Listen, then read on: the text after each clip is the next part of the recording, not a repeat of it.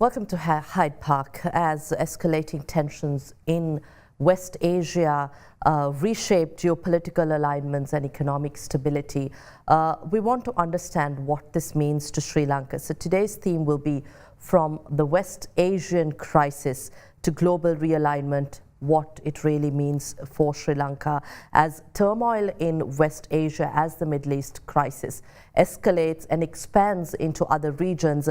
We're also talking about shifting power, global power, and Sri Lanka's strategic choices. Tonight on the show, I've invited to our studios a professor who is an expert in political economy, international development, multiculturalism, conflict analysis and resolution, and peace studies. All this in one. We have Professor Asoka Bandarage, Adjunct Professor of the California Institute for Integral Studies, and you also specialize in women's studies, apart from all that I mentioned. So indeed an honor to have you back at Hyde Park during your visit here in Sri Lanka. But you've traveled to Sri Lanka during a crucial period in modern world history, as we see power shifts and a new global order. As you conduct your research and as you continue to analyze what's happening across the world, how would you define this in your own understanding and perspective? Well, needless to say, it's a very dangerous and critical time that we are facing. When we say we, it's not just Sri Lanka or the Middle East, but I think humanity as a whole, because this is a crisis that affects the entire world, the world that is built on the use of fossil fuels and fertilizer and commodities that are imported and exported. So all of that affects the whole world economy. And it's not just an economic issue, it's also a psychological one, because I think that people are all feeling the stress and the suffering that comes with this. Of course, people in the Middle East very directly, but even people in Sri Lanka, you know, with the closure of the airspace and difficulties of travel, and of course the closing of the Hormuz Strait. So it seems like this dominant framework, the domination paradigm, so to speak, is coming to its logical extreme, where survival is seen as synonymous with the annihilation of the other. It's a sort of an extreme case of that, which both Iran, Israel, as well as the United States, seeing this as an existential threat, that it's their own existence is dependent on the annihilation of the other. So I think that there is a sort of a larger issue here facing humanity. How do we just sort of watch this powerlessly as it continues, this mutual destruction of humanity and infrastructure, or even in the absence of an effective United Nations and other mechanisms, how can people around the world, including countries like Sri Lanka, express their desire for peace and a diplomatic solution to this crisis? Because it could go on for months, if not years, and also both the United States and Israel have access to nuclear weapons, and some fear that in a very desperate move that even a nuclear weapon could be used, although, you know, one certainly wishes that that doesn't happen. So I think it's necessary to call for, and for civil society organizations, states, to see how a diplomatic solution, mediation can be promoted. Can China, for example, play a more interventionist role as a mediator? And also, what are other steps that can be taken within the United States, for example? Because President Trump has just asked for an astounding $1.5 trillion as a defense budget. And the Congress has to approve that. Congress constitutes elected representatives of the people. So can people in the United States put pressure on Congress, their congressmen, not to approve this stupendous budget? And I think that it says, surveys show that 67% of the US population is against this war. Mm-hmm. And if you remember, just before the war started on February 28th, a few weeks prior to that, there was a peace walk by Asian monks from Texas to Washington, D.C. They walked 2,300 miles along with their beloved dog, Aloka. And what was amazing about that was the outpouring of hope, peace, on the part of ordinary people who didn't know anything about Buddhist monks. Mm-hmm. So there is a kind of a yearning in the United States for something different from the dominant order, which is so militaristic, and it is controlled by a handful of billionaires who are in fact making a lot of money from weapons expenditure. So I think it's important not to see the United States in a monolithic way, just as it is important not to see Iran in a monolithic way. Mm-hmm. That there is differences and divergent perspectives and communities in both places. And I think that becomes important in terms of talking about peace and reconciliation. Although right now it doesn't seem that reconciliation is what is happening. It is intensified mutual destruction. But I think we should not stop talking about peace and diplomatic mediation and not give in to this trajectory of mutual annihilation that we are seeing. Do you see any realistic pathway to diplomatic resolution of this conflict, or do you think these global powers are too fragmented right now that peace through resolution and diplomacy is far from achieving? Yes, it does seem that way. It does seem that way, especially after President Trump's speech on April 1st. There was an escalation on both sides. But I think at the same time, there has to be efforts towards a diplomatic resolution. And that means that in the absence of an effective United Nations, that other parties, whether it's Pakistan talking to China, need to try and intervene so that this does not continue for a very long time, affecting the whole world, essentially. What role, if any, can smaller states can play in promoting and pushing for peace, as we talk about multiculturalism and this new world order?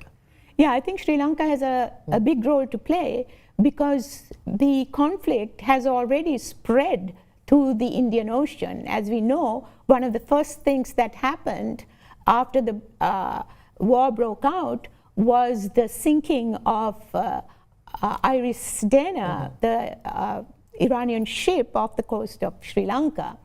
And then there was also the so-called Iranian attack on Diego Garcia, the military base that is run by both the United States and UK. So already there's been increased militarization of the Indian Ocean, and Sri Lanka, and that really affects Sri Lanka, given where Sri Lanka is located in the heart of the Indian Ocean.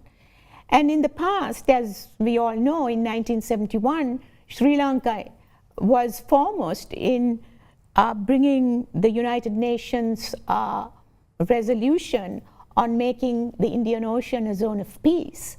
So I think that needs to be resuscitated, and other countries in the Indian Ocean region, especially South Asian countries, need to be brought in to create a very functioning framework for the peace in this region. There is an increasing discussion and debate about the decline of US dominance in the world. Is this realistic structurally, or is this just a narrative today? I think it's been happening over time, and I think this crisis hastens that with the increasing use of the yuan in place of the US dollar, and especially the petrodollar, so that there is a de-dollarization that is happening and the use of alternative currencies. So that really affects US economic and financial dominance. And that's something that's already been happening, but it is accelerated with Iran, controlling the vessels passing through the Hormuz Strait, and demanding payment in yuan, for example, over dollars. Professor, you mentioned the Strait of Hormuz and the development across the strait. Now, global institutions highlight the risk of a global food crisis. We know some 125 million people are still displaced due to war or related effects. But at the same time, with this crisis, beyond what we saw during the Ukraine war too, there are signs and risks, as global institutions highlight, of a looming food crisis. What understanding do you have about this? And secondly, smaller countries as Sri Lanka, how do we prepare to secure our nation and to be self-sufficient while also supporting other countries in the region? Yes, absolutely. I mean, many sources are saying that a food crisis is looming, if not already here. Many African countries are already facing a food crisis. Now, Sri Lanka, this crisis is not new, it's just worsening. This West Asia situation is worsening a crisis that was already there. The World Bank figures show that nearly 32% of the population has been under poverty, 22% directly under the official poverty line, and another 10% or so just above the poverty line. So there are people who are not getting their 3 meals a day for sure. So that's already been there. So then you can imagine if there is a difficulty of importing food, and in a country like Sri Lanka, surprisingly, even the basic necessities like rice or dal or even salt for that matter, these things are being imported. And now there is a difficulty of getting these things into the country, and when they are available, the prices have gone up. Inflation is really a distressing factor. So I just talked to somebody on the way here, and he was telling me that rice is not available in the market. So it's already happening.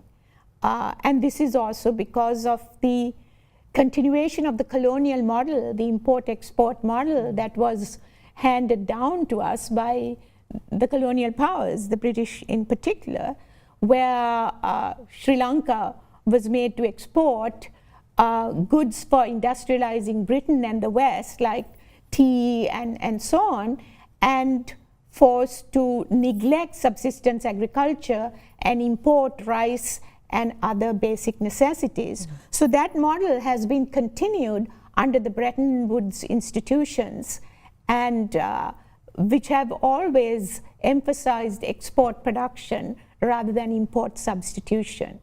So that model is putting not only Sri Lanka but many other countries into this position where they can't feed their own people.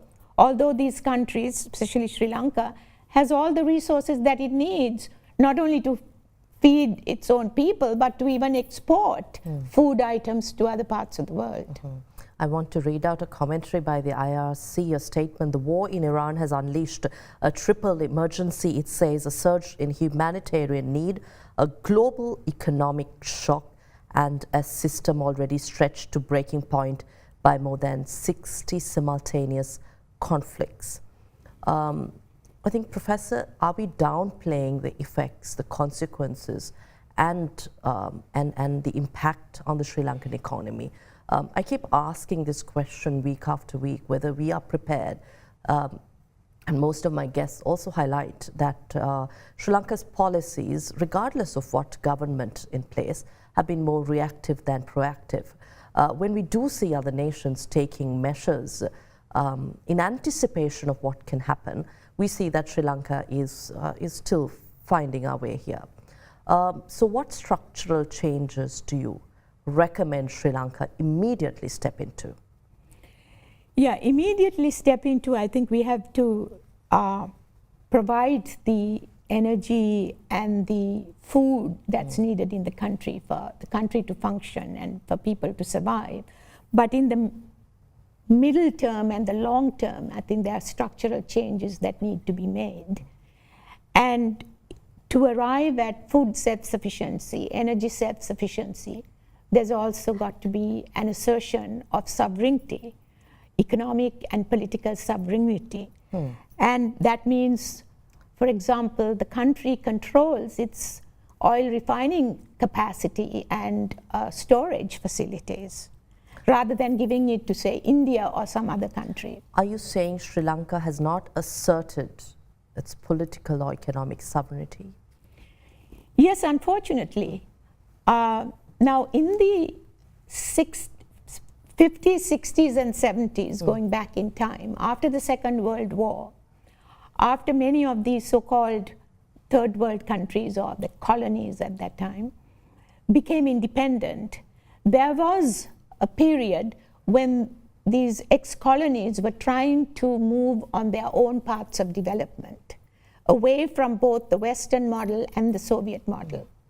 And Sri Lanka was a leader in that, in terms of calling for a new international order with better terms of trade, greater value for the labor and production and resources of the country and in the third world in general, import substitution industries, nationalization of oil companies, including in Sri Lanka.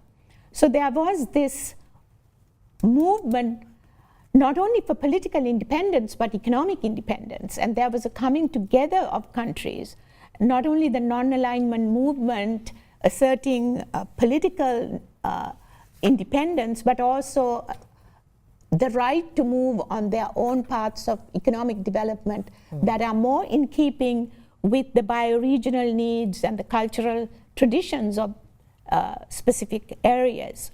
But that got turned around with the arrival of neoliberal policies, which came as a reaction to the economic nationalism, political nationalism of the post Second World War period from the global South.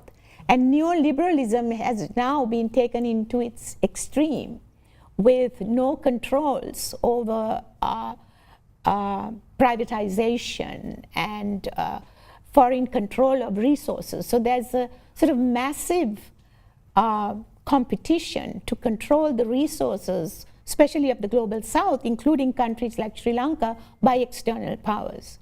And that's been taken into an extreme where the local governments are facilitating that process rather than asserting their independence, especially a country like Sri Lanka, which is placed in this very strategic place in the Indian Ocean, should be able to get more from that location in terms of balancing these different powers, rather than setting the terms for those relationships, rather than being subservient and accepting whatever is being demanded from external powers, whether it's the US in terms of military agreements, or India in terms of military and other agreements, which include also a kind of energy colonialism. Apart from the location and geopolitical advantages we've been talking about for more than the last few decades, are you saying Sri Lanka has more advantages now, given the current situation, that can be exploited for the advantage of our island nation than we understand?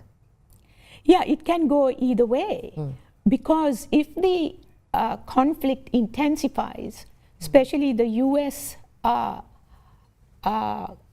China competition, or the US perceived threat from China. And Sri Lanka could easily become the theater for a conflict because India, which has military agreements with the United States, which has defense agreements with Sri Lanka, could feel they have the right to use this as some sort of a military base. So Sri Lanka can get caught in an actual armed conflict. Sri Lanka has strictly and explicitly stated and made sure that Sri Lanka expresses its neutrality in this war. So do you think this can be challenged? It could be challenged on the basis of some of the agreements that have been signed and some of the agreements that the public hasn't even seen. Are you referring to the agreement, the supposed agreement with India that many demand be revealed? Of course. And especially at a very sensitive time like this, I think the public has a right to know what was signed, which means that if in the case of an armed conflict happening here or in the region, does India have the right to use Sri Lankan ports and infrastructure, including hospitals and so on, in the course of a military armed conflict? The Sri Lankan government has assured that there is nothing detrimental or no agreement detrimental to the sovereignty of the nation. But again, in your understanding, could this backfire, an agreement with Sri Lanka's closest neighbor, India, on Sri Lanka, could it backfire? Absolutely. I think that's why it's really necessary for the country to know what was signed. And as I said before, at a very sensitive time like this, when this conflict could spread to the Indian Ocean and beyond.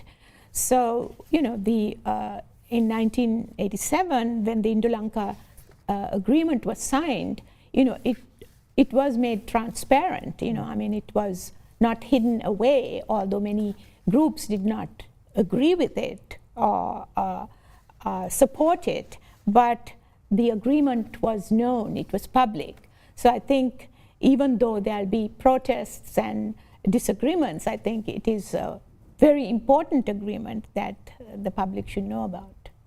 I'd like to touch upon the India factor further, Professor. India was concerned about military engagements or heavy influence of other superpowers, China or other countries that may pose a security threat to the larger Indo-Pacific area. At the same time, India has been working with Sri Lanka closely during the recent crisis, especially the economic crisis and Cyclone Ditwa. Amidst all this, we're discussing ETCA, the Economic Technical Cooperation Agreement, which we haven't seen a mention from the government where we're heading, but there has been dialogue for decades now, and exploring the existing FTA. What are the risks and opportunities here, and how should Sri Lanka safely enter these dialogues, and what should be our bargain here? Yeah, it's very important to have good relations with India, the big neighbor who's been both a friend and an enemy, so to speak, at the same time. But Sri Lanka should have the right to have agreements and relationships with other countries that it chooses to, that it doesn't necessarily have to be just a client state or dependent state of India. And I think it raises the larger issue of India's relationship to the neighborhood, the neighboring countries, particularly with regard to the use of energy. And some have called it a relationship based on energy colonialism. So I think that some of these issues need to be addressed in a regional, on a regional basis, because it will be difficult for Sri Lanka alone to change existing geopolitical and regional structures. I think it's time we take a short break, but before that I want to highlight some stark discussions, points that are circulating now thanks to global institutions, the vulnerabilities, information on the global food crisis that you've highlighted. Food prices have risen sharply due to the West Asian conflict, especially for wheat, sugar and vegetable oil, due to the lack of smooth transit and passing in the shipping lines through the Strait of Hormuz, disruptions as a result to oil transport and fertilizer shortages, rising oil prices, and the IMF and global agencies have warned the crisis will hit low-income countries harder and may persist even after the conflict ends. Professor, you did highlight Sri Lanka's shift here from our traditionally strong economic models to what we are today. But again, the highlight here is that millions of Sri Lankans already have food security issues, with some 39% of households struggling to access adequate diets. I believe you'll have much to share here when we come back after this short break. We are in conversation with Professor Asoka Bandarage, an expert in political economy, international development and conflict analysis. We'll be right back at Hyde Park.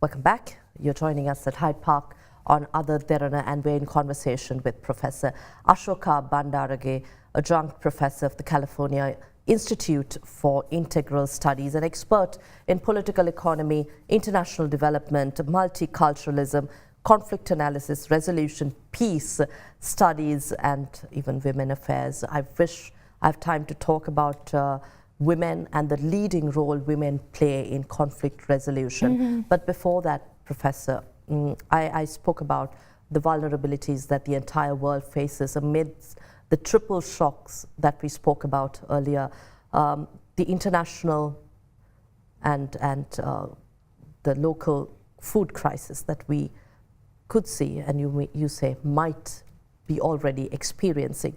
Millions in Sri Lanka, as I said, 39% suffer from households struggling to access adequate diets. Rising fuel prices could push local food prices higher.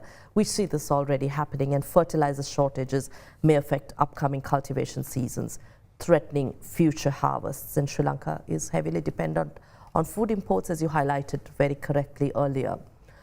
What is the solution here as we talk about this crisis?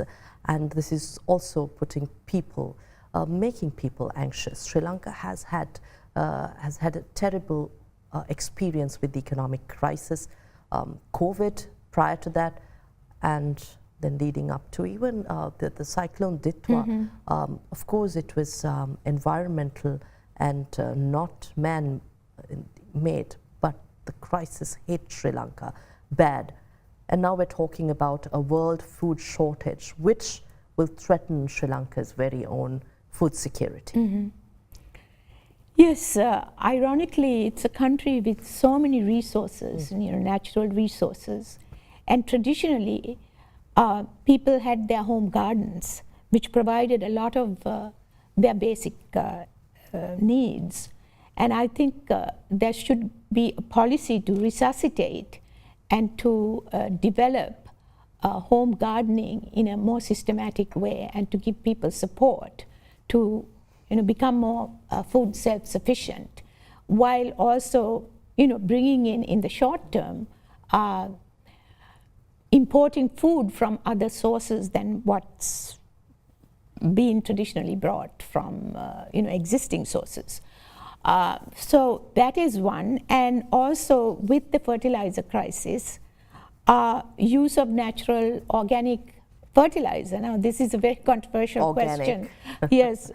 We've had a very bad experience, let's say, talking about organic, but is that a potential? It is a potential if the transition and the shift towards, or it has to be a gradual and an organized planned shift rather than a overnight shift. When our farmers have been told for decades that they must use this imported chemical fertilizer, and they have been taught to use that, and to tell them overnight you have to shift to organic local fertilizer, doesn't make sense. But there can be a gradual shift towards that, and also producing fertilizer in the country, not just people procuring them in their homes. So that's becomes essential in the long term, but I think that is part of the shift away from import-export agriculture and chemical fertilizer and industrialized agriculture to more bioregionalism and agroecology, which people who are experts on those subjects have been calling for decades. And this crisis is an opportunity not only to question Western or US dominance and its demise, but also to question the dominant economic model which pushes globalization, import-export, and the folly and the danger of that, which keeps giving rise to crisis after crisis, and the necessity for food self-sufficiency, energy self-sufficiency. You talk about the global economic model here also, and I'd like to explore more on what kind of shift we are to see and what might work for Sri Lanka, whether, I believe you're saying we have to rethink our food sovereignty here as a country, and instead of relying on imports heavily. But the question is also, while we talk about the world economy and how this global economic model is seeing a shift from traditionally relying options to what we are today and what options we have. But at the same time, do you think Sri Lanka has learned enough from the 2022 economic crisis? This might not be an internal issue that's escalating into a crisis, but better preparedness, especially after experiencing our very own crisis, could go a long way. Yes, and being subservient to Bretton Woods, especially the IMF conditionalities, which call for promoting export production over import substitution and local agriculture, it's a time to question that and to have more independence in making decisions about where the country should go. And also, it is a difficult thing for a small country like Sri Lanka to undertake on its own, but there are many other countries, especially African countries and other Asian countries, who are in the same position.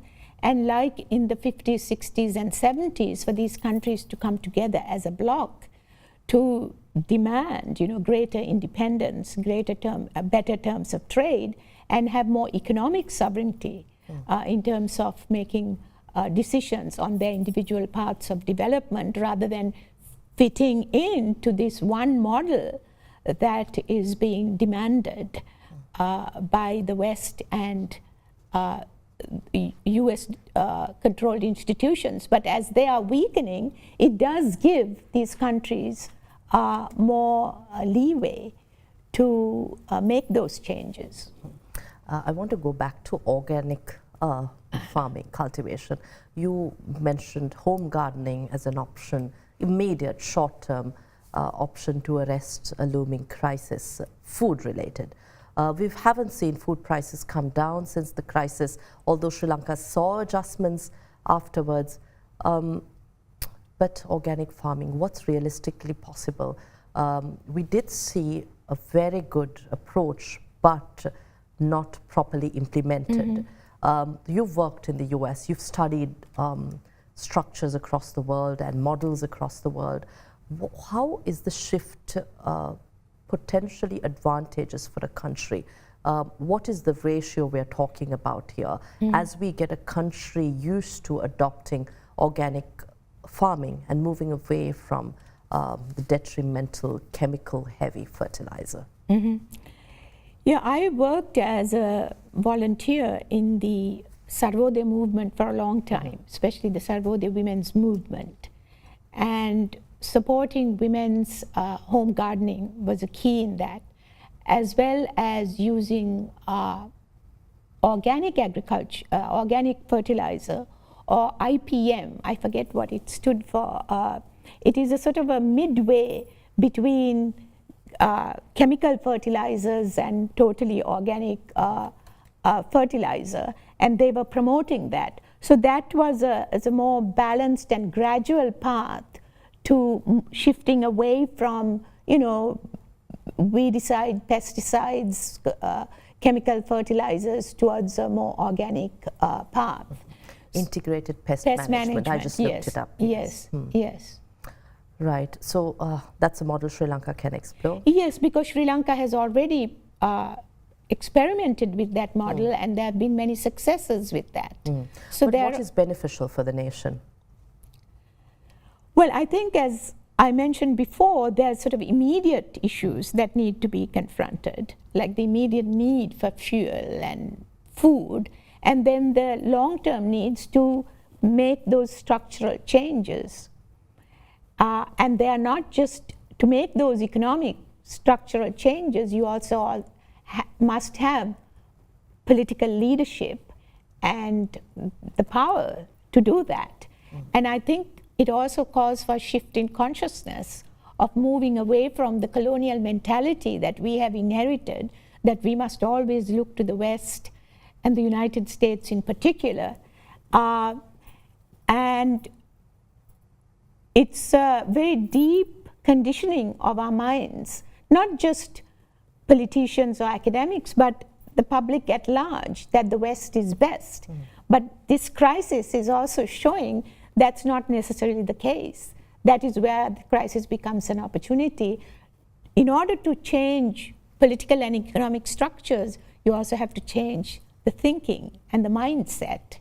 So this is the opening for that, in a way, as difficult as it is, and certainly we don't know how this conflict is going to play out, but it is at the same time an opportunity to broaden our vision and deepen our understanding of the depth of the crisis facing humanity at large.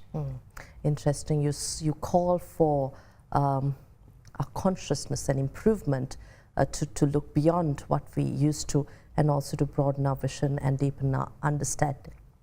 As we talk about this, global debt levels are rising again, and we're seeing that developing countries can fall into that debt trap, the hidden debt pitfalls. Sri Lanka will have outstanding debt commitments coming up come 2027, 2028.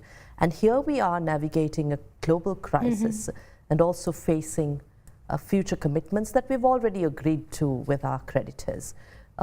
As we look beyond to not just our mid to long-term development goals, how do we structurally navigate these immediate short-term risks threatening the country's, as you say, economic sovereignty, political sovereignty, and also move towards an economically sustainable model? I'd like also, if you can share with us, some immediate short to mid-term steps that Sri Lanka can take in the long run. Yeah, a lot of government revenue goes to servicing the debt, paying back interest on both foreign debt, local debt, etc. And there was talk about renegotiating the IMF deal, for example, and renegotiating terms with creditors. And it's not clear if that's happening. And there are other countries which have been under IMF conditionalities, with extended fund management agreements, that have walked away from them or renegotiated them. So it may come to a point, if this crisis worsens and government revenue declines further, that the country is not able to pay its creditors, there could be another default and another financial crisis. So that needs to be addressed before it happens. And how does the country face that? Can it walk away from the IMF? Can it ask for renegotiation? Can it work with other indebted countries as a group to get better terms addressing the IMF? So these are difficult issues, but I think both the country has to address these issues individually as well as collectively. And your final message to our leaders, political leaders, I'd say. I think that the final message is that we have to give up our colonial mentality, which has persisted in different forms and shapes, the neo-colonial mentality, you could say, and instead look at the current situation as an opportunity to empower ourselves, to use this incredible location that Sri Lanka has as an asset rather than as an obstacle, and also renegotiate some of the agreements that have been made, not only with the IMF, but maybe with the United States and India, and also create new frameworks and agreements with other countries, particularly, say, the countries in the neighborhood of South Asia, the formerly non-aligned nations. So I think empowerment is an aspect of this. In order to make those kinds of demands and changes, there's also got to be support for the political leadership. And that has to come from the leadership and the population having greater trust and working together.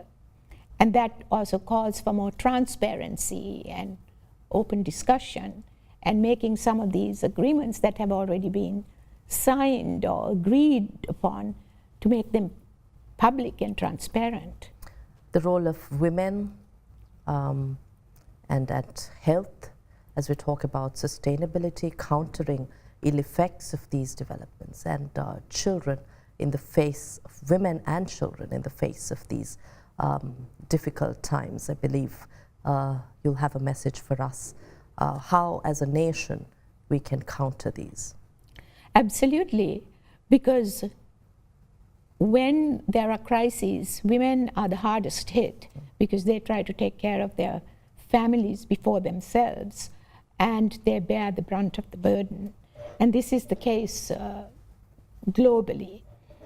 But at the same time, women have also been the leaders in peacemaking around the world. So, and they also suffer the consequences of these crises. For example, the very large numbers of women Sri Lankan women who work in the Middle East. Now this fantasy world that has been built in the Gulf states because of the availability of oil, but using huge numbers of foreign labor from our part of the world. They are oppressed, if at all, a second-class citizenry without basic rights. And our women have suffered a lot. And instead of this export model, which calls for export of labor, to provide opportunities for them within the country. There's got to be great production opportunities in the country, not just for self-sufficiency in terms of food and energy, but also for export production. The textile industry is declining, where women have been the primary workforce. So yes, there is a gender dimension here, but I think local production capacity has to be increased in addition to the self-sufficiency, food self-sufficiency. Thank you very much, Professor, for your time here at Hyde Park. It was indeed quite an, let's say, eye-opener in terms of understanding the shifts globally and how we in Sri Lanka can face and arrest the situation at hand. Professor Asoka Bandarage, Adjunct Professor at the California Institute for Integral Studies, with research interests in social philosophy, consciousness and environmental sustainability. I believe we were able to briefly yet explore the subject. An expert in global political economy as well as international development, women's studies, conflict resolution and peace and security. We were talking about how the global power shifts can affect Sri Lanka and what choices a small island nation as Sri Lanka has at this stage. We'll return with yet another discussion next week at Hyde Park. Have a pleasant evening. Good night.